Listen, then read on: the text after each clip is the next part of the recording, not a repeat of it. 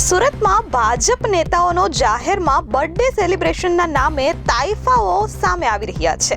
પહેલા પ્રકાશ ખેરનારનો birthday સેલિબ્રેશનનો video viral થયો અને હવે ભાજપના કોર્પોરેટર અમિતસિંહ રાજપૂતના જન્મદિવસની ઉજવણીનો વિડીયો સોશિયલ મીડિયામાં વાયરલ થયો છે.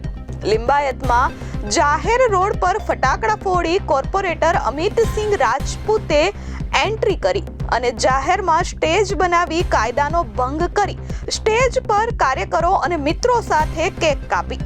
ગત 3 તારીખના રોજ કોર્પોરેટર અમિતસિંહ રાજપૂતનો જન્મદિવસ હતો.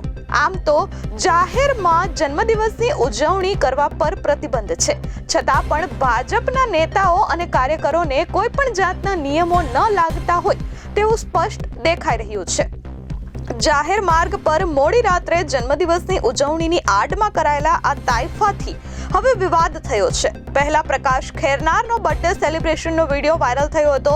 હવે અમિતસિંહ રાજપૂતનો વિડીયો વાયરલ થયો છે. શું પોલીસ કમિશનરે જાહેર કરેલા જાહેરનામાની એસી તેસી કરે છે ભાજપના નેતાઓ? તેવો સવાલ હવે થઈ રહ્યો છે.